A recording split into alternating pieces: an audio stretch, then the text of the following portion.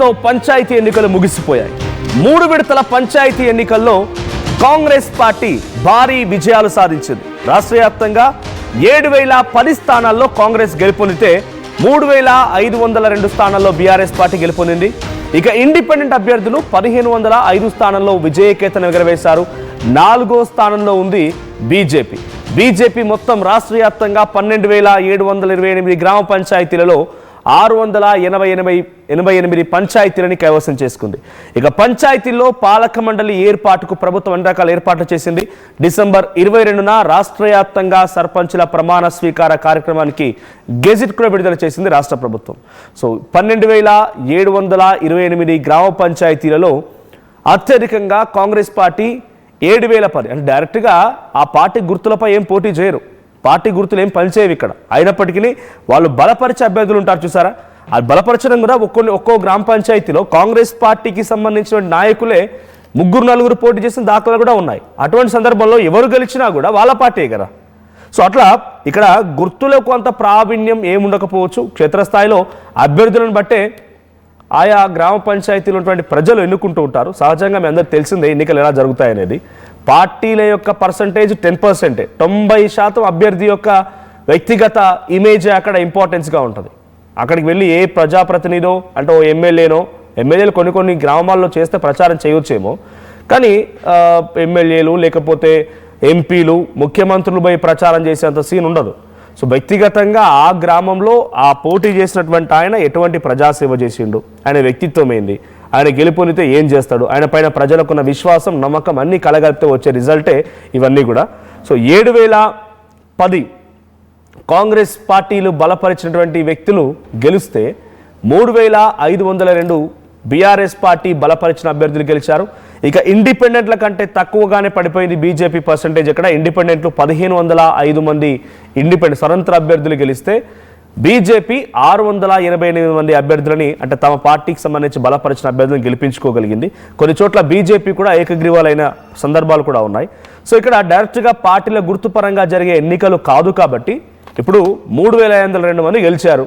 So మనం చూసాం మొన్నే జడ్చర్ల ఎమ్మెల్యే అనిరుద్ రెడ్డి లాంటి వాళ్ళు ఏం చేశారంటే బీఆర్ఎస్ పార్టీ తరఫున పోటీ చేసే వాళ్ళు కానీ లేకపోతే ఇంకెవరు ఇతరాతరులు ఉన్నా కూడా మేము గతంలో పోటీ చేసి ఓడిపోయాము, లేకపోతే మీరు మాకు ఓటు వేయకపోతే అంటే డెఫినెట్గా ఉంటుంది. గ్రామ పంచాయతీ స్థాయిలో మేము 2 సార్లు పోటీ చేసి ఓడిపోయాము, అప్పుల పాలైపోయాము, మీరు కనుక ఈసారి వాళ్ళు గెలిపించకపోతే మాకు చావే శరణ్యం అన్నట్టు వాళ్ళంతా మాట్లాడుతూ ఉంటారు. కొంత ఈ రకమైన బ్లాక్మెయిలింగ్ ఓటింగ్ కూడా జరుగుతూ ఉంటుంది. సో అటువంటి విధంగా జరిగినటువంటి తరుణంలో మీరు చావడమేమోగా నేనే చంపేస్తా అని చెప్పి అనిరుద్ రెడ్డి మాట్లాడుకు రావడం, వనపర్తి ఎమ్మెల్యే మేఘారెడ్డి కూడా మాట్లాడుతూ ఆయన కూడా నేనే నిధులు ఇవ్వాలి, నేను కనుక ఇవ్వకపోతే మీ పరిస్థితి ఏందో అర్థం చేసుకోండి, కాబట్టి నోరు మూసుకొని కాంగ్రెస్ పార్టీని అభ్యర్థులను గెలిపించండి అని చెప్పి ఆయన చెప్పడం. తర్వాత మట్టా రాగమయ్య దయానంద్ వాళ్ళు కూడా ఒకానొక సందర్భంలో ఎమ్మెల్యేగా వాళ్ళు ప్రచారం చేసే సమయంలో కూడా ఇటువంటి ప్రసంగాలే మాట్లాడుకొచ్చారు. దీంతో ఇప్పుడు 3502 మంది గెలిచిన వాళ్ళంతా కూడా బీఆర్ఎస్ పార్టీతోనే ఉంటారు, బీఆర్ఎస్ పార్టీలోనే వాళ్ళంతా కొనసాగుతారనేది గ్యారంటీ లేదు. సర్పంచ్ ఎన్నికల్లో ఏ పార్టీ గుర్తులు పనిచేయవు, పార్టీలు బలపరిచిన అభ్యర్థులు గెలుపొందొచ్చేమో, కానీ ఆ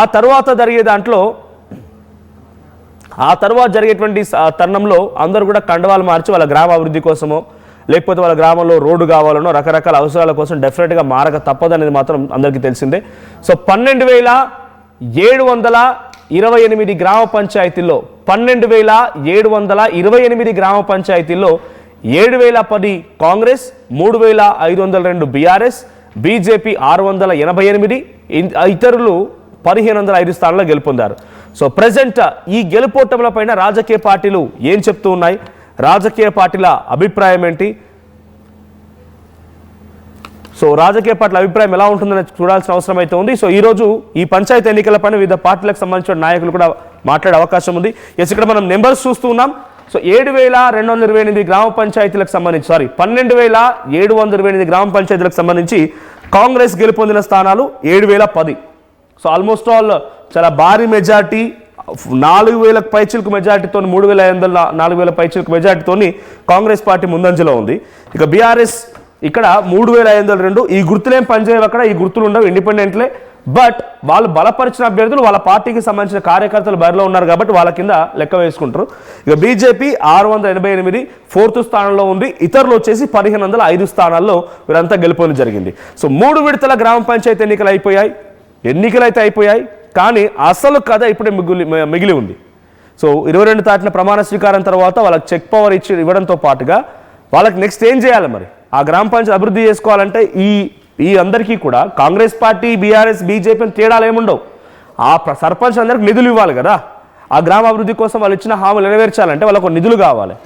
3500 కోట్ల రూపాయలు కేంద్రం ద్వారా వచ్చినటువంటి నిధులు మిగిలి ఉన్నాయి గ్రామ పంచాయతీ అభివృద్ధి కోసం.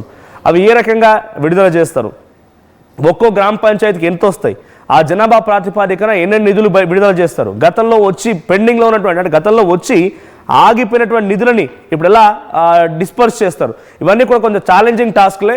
సో ఇప్పటికే క్షేత్రస్థాయిలో పథకాలకు సంబంధించిన విషయంలో కొంత వ్యతిరేకత కనబడుతోంది కాంగ్రెస్ పార్టీకి. అనుకున్న స్థాయిలో రీచ్ అవ్వలేకపోయారు. ప్రజలు ఇంకా నెచ్చడం కానీ వాళ్ళ పథకాలని అంత ఈజీగా యాక్సెప్ట్ చేయలేకపోతున్నారు. కొన్ని ల్యాబ్స్ ఉన్నాయి, కొన్ని ఇబ్బందులు ఉన్నాయని చెప్పి వాటన్నింటినీ ఇంప్లిమెంట్ చేయడంతో పాటుగా ఈ సర్పంచ్ నిధులు ఎలా కేటాయిస్తారో చూడాలి. ప్రతినిధి మధు ఉన్నారు. మధు, క్షేత్రస్థాయిలో గుర్తుల పరంగా పార్టీ సింబాలిక్ పనిచేయకపోయినా కూడా ఆయా పార్టీలకు అనుసంధానంగా ఉన్నటువంటి అభ్యర్థులు లేదంటే బలపరిచిన అభ్యర్థులు గెలుపొందడం ఇప్పుడు ఆ పార్టీలకు ఎటువంటి ఒక సిచ్యువేషన్లో ఉన్నాయి. సో బీఆర్ఎస్ పార్టీ వెనకంజలో ఉందని చెప్పి ఏదైనా బాధపడుతుందా? క్షేత్రస్థాయిలో మాకు పార్టీ బలంగా ఉందని చెప్పినటువంటి బీఆర్ఎస్ పార్టీ 3500 వరకు పరిమితం అయిపోయింది. సో కాంగ్రెస్ పార్టీ అధికారంలో ఉంది కాబట్టి సుమారుగా 7010 స్థానాలు గెలుపొందగలిగింది. బీజేపీ ఎప్పుడు లేని విధంగా అనూహ్యంగా పుంజుకుంది ఇక్కడ. సో రాజకీయ పార్టీల వర్షన్ ఏంటి? ఆల్రెడీ రాత్రి పూర్తి ఫలితాలు అందక ముందుకే పార్టీల వెర్షన్ వాళ్ళు వ్యక్తపరిచే ప్రయత్నం చేశారు. గ్రౌండ్ లో బీఆర్ఎస్ లేదు అనేటువంటి చర్చ చేశారు కాంగ్రెస్. దానికి సంబంధించి వచ్చినటువంటి రిజల్ట్ కాస్త బూస్ట్ పార్టీకి. అంటే ఇంత ప్రెజర్ చేసినా, ప్రభుత్వం నుంచి ఇంత ఒత్తిడి ఉన్నా, క్షేత్రస్థాయిలో ఎమ్మెల్యేలు, మంత్రులు పర్యవేక్షణ చేసినా కూడా, ఎంత ప్రెజరైజ్ చేసినా కూడా 3 ఏళ్ళు ఇంకా అధికారంలో ఉందని తెలిసినా కూడా బీఆర్ఎస్ వైపు నిలబడ్డారనేటువంటి బీఆర్ఎస్ సంబంధించినటువంటి పార్టీ వెర్షన్ కనిపిస్తా ఉంది. ఇంకా ప్రజలు మమ్మల్ని కోరుకుంటున్నారనేటువంటి వెర్షన్ బీఆర్ఎస్ నేతలు చెప్తా ఉన్నారు. సో కాంగ్రెస్ ఏమో యథావిధిగా ఎక్కువ స్థానాలు మమ్మల్ని ఆదరించారు, ప్రభుత్వ వ్యతిరేకత ఉందనేటువంటి ప్రచారం చేశారు ప్రతిపక్షాలన్నీ కూడా. సో రేవంత్ రెడ్డి ప్రభుత్వం వైపు ప్రజలు నిలబడట్లేదు అనేటువంటి ప్రచారం చేశారు. వాటన్నిటినీ పటాపంచలు చేస్తూ 7010 గ్రామ పంచాయతీలో కాంగ్రెస్ గెలిచిందంటే ఇదే నిదర్శనం అనేటువంటిది అధికార కాంగ్రెస్ పార్టీ వారు సమర్థించుకునే ప్రయత్నం చేస్తున్నారు. నిజంగానే బీజేపీ ఇక్కడ గతంలో ఎప్పుడూ లేనంటూ కొంచెం విధంగా దాదాపు 100 నుంచి 200 రెట్లకు పైగా ఈసారి బీజేపీ పెద్ద ఎత్తున గ్రామ పంచాయతీలో తమ సత్తా చాటింది. ప్రచారం చేయలేదు, కనీసం ఒక స్టేట్మెంట్ ఇవ్వలేదు, వారు పెద్దగా తిరిగి ప్రచారం చేసింది లేదు. అయినప్పటికీ కూడా వాళ్ళంతకు వాళ్ళే స్వతహాగా గ్రామ స్థాయిలో, మండల స్థాయిలో సమావేశాలు నిర్వహించుకొని ఈ రకంగా గ్రామాలలో పంచాయతీలు నిలబెట్టుకున్నటువంటి పరిస్థితి. మొత్తం 688 పంచాయతీలు కైవసం చేసుకున్నారు. 2018లో ఇట్లాంటి ఇన్సిడెంట్ లేదు, అంతకుముందు కూడా ఇట్లాంటి ఇన్సిడెంట్ లేదు బీజేపీకి సంబంధించి. సో ప్రచారం చేయకుండా ప్రజలు బీజేపీ వైపు ఉన్నారు. బీజేపీ నాయకులు కనుక ఫ్యూచర్ లో ప్రచారం చేసి గ్రౌండ్ లెవెల్లో కరెక్ట్ గా ప్రజలను ఆకట్టుకుంటే ప్రజలు బీజేపీ వైపు ఉండే అవకాశం ఉంది అనేటువంటి వెర్షన్ బీజేపీ నాయకుల్లో కూడా కనిపిస్తా ఉంది. మొత్తానికైతే ఆ 22nd ముహూర్త బలం బాలైనందువల్ల ప్రభుత్వం కూడా కొత్తగా ఎన్నికైన సర్పంచ్ల సూచన మేరకు 22వ తారీఖు వారికి అవకాశం కల్పిస్తా ఉంది. ఆ రోజున ప్రమాణ స్వీకారం చేస్తారు. ఆ రోజు నుంచి గెజిట్ ఉంటుంది. ఆ రోజు నుంచి వాళ్ళు స్వతహాగా అధికారికంగా నిధుల విషయంలో కానీ, గ్రామాలలో నిర్ణయాల విషయంలో కానీ వీళ్ళు నిర్ణయాత్మకంగా ఉండేటువంటి అవకాశం కనిపిస్తా ఉంది. అంటే ఈ బూస్ట్ ఎలా ఉంది అంటే కాంగ్రెస్ పార్టీ పైన చాలా పెద్ద ఎత్తున వ్యతిరేకత వచ్చింది ప్రజలు అనేది బీఆర్ఎస్ పార్టీ చెప్పుకొచ్చింది. కానీ రిజల్ట్ చూస్తుంటే కొంత వాళ్ళకు పాజిటివ్ గానే కనబడుతోంది. దాదాపుగా 7000 అంటే డబుల్ మెజార్టీతో కాంగ్రెస్ పార్టీ ముందుకు వెళ్ళింది. సో బీఆర్ఎస్ పార్టీకి అనుకున్న స్థాయిలో ఫలితం వచ్చింది అనుకుంటున్నారా బీఆర్ఎస్ పార్టీ? బీజేపీ అయితే గతంలో ఏమాత్రం లేనటువంటి పార్టీ కొంత 688 స్థానాల్లో గెలుపొందగలిగింది అన్నప్పుడు బీజేపీకి డెఫినెట్ గా ఇది ఒక బూస్ట్ అని చెప్పాలి. సో బీఆర్ఎస్ రియాక్షన్ ఏంటి? ఎగ్జాక్ట్లీ బీఆర్ఎస్ పార్టీ నాయకులు ఒకటి ఏం చెప్తా ఉన్నారంటే, ఇంత ప్రెజరైజ్ చేసినా కూడా అధికార పార్టీ నుంచి ఎమ్మెల్యేలు, తర్వాత మంత్రులు ప్రచారం చేయడం, బెదిరింపులకు పాల్పడము, తర్వాత ఓపెన్ స్టేట్మెంట్ చేయడం, బీఆర్ఎస్ పార్టీ సర్పంచ్లను గెలిపిస్తే నిధులు ఇవ్వము, మీకు ₹1 కూడా ఇవ్వము అని ఒక ఎమ్మెల్యే అంటే మరికొంతమంది ఎమ్మెల్యేలు మెడపట్టి గెంటేస్తాం బీఆర్ఎస్ పార్టీకి సంబంధించిన సర్పంచ్లను గెలిపిస్తే అని చెప్పినా కూడా ఇటు గ్రామ స్థాయిలో బీఆర్ఎస్ బలపరిచినటువంటి సర్పంచ్ అభ్యర్థులను, డిప్యూటీ సర్పంచ్ అభ్యర్థులను, వార్డు మెంబర్లను గెలిపించడంతో పాటు బీజేపీకి సంబంధించినటువంటి సర్పంచ్లను, డిప్యూటీ సర్పంచ్లను, తర్వాత వార్డు మెంబర్లను గెలిపించడం అనేటువంటిది ప్రభుత్వం చేస్తున్న నిర్ణయాలకు ప్రజలు భయపడట్లేదు అనేటువంటి ఒక మెసేజ్ అనేటువంటిది వాళ్ళు చెప్పే ప్రయత్నం అయితే చేస్తా ఉన్నారు. ప్రస్తుతం అయితే బీఆర్ఎస్ చాలా సంతోషంగానే ఉన్నట్టుగా కనిపిస్తా ఉంది. ఇంత ప్రెజరైజ్ చేసినా కూడా మేము ఎంత మేర సీట్లు సాధించాలో సునాయాసనంగా సాధించగలిగాం. ఒక ఎమ్మెల్యే ప్రచారం చేయలేదు, ఒక మాజీ మంత్రులు కానీ తర్వాత పార్టీకి సంబంధించిన కీలక నాయకులు ఎవరు కూడా ప్రచారం చేయకుండా ఈ రీతిలో ఉంది. కానీ ప్రభుత్వం నుంచి మాత్రం పెద్ద ఎత్తున ప్రెజరైజ్ చేసినా ఇట్లాంటి సిచ్యువేషన్ ఉందనేటువంటి ఒక అభిప్రాయాన్ని బీఆర్ఎస్ అయితే వెలిపుచ్చుతుంది. Right, thank you Madhu. So మొత్తంగా ఒకసారి జిల్లాల వారికి కూడా చూసే ప్రయత్నం చేద్దాం. నా దగ్గర జిల్లాల వారికి కూడా కొంత డాటా ఉంది. సో జిల్లాల వారీగా ఆదిలాబాద్ జిల్లాలో, అది ఉమ్మడి ఆదిలాబాద్ గారు, కేవలం డివైడ్ అయినటువంటి ఆదిలాబాద్ 33 జిల్లాలకు సంబంధించి ఎన్నికలు జరిగాయి కాబట్టి ఆదిలాబాద్లో బీఆర్ఎస్ పార్టీ మంచి పర్ఫార్మెన్స్ ఇచ్చింది కంపారిటివ్ టు కాంగ్రెస్. కాంగ్రెస్కి 32 వస్తే బీఆర్ఎస్కి 64 వచ్చాయి. ఇక్కడ బీజేపీ 10 స్థానాల్లో గెలుపొందగలిగింది. సో ఆసిఫాబాద్లో సో కాంగ్రెస్ బీఆర్ఎస్లు పోటాపోటీగా 40-42 ఆ స్థానాల మధ్య ఆగిపోయాయి.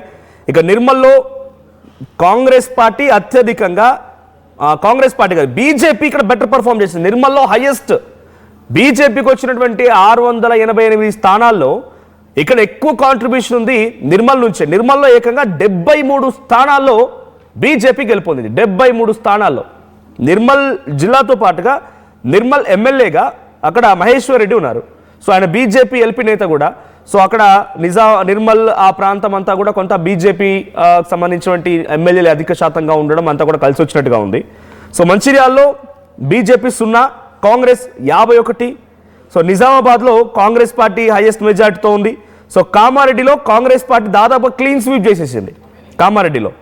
ఇక కరీంనగర్లో పోటాపోటీగా బీఆర్ఎస్ కాంగ్రెస్లు రెండు సరి సమానంగా 38 స్థానాల్లో తమ సర్పంచ్ అభ్యర్థిని గెలిపించుకోగలిగారు. ఇక జగిత్యాల్లో కాంగ్రెస్ పార్టీ కొంత మెజార్టీ సాధించింది. పెద్దపల్లిలో కూడా కాంగ్రెస్ పార్టీ, రాజన్న సిరిసిల్ల జిల్లాలో బీఆర్ఎస్. సో కేటీఆర్ సొంత నియోజకవర్గం, ఆయన జిల్లాలో మాత్రం కొంత బీఆర్ఎస్ మెజార్టీలో ఉంది. బీఆర్ఎస్ 43 స్థానాల్లో గెలుపొందితే కాంగ్రెస్ కేవలం 15 మాత్రమే. కానీ అక్కడ కూడా బీజేపీ కొంత పర్ఫార్మెన్స్ చూపించగలిగింది. బీజేపీ 10 స్థానాల్లో గెలుపొందగలిగింది. అక్కడ ఇండిపెండెంట్ల కంటే బీజేపీ 4వ స్థానమే.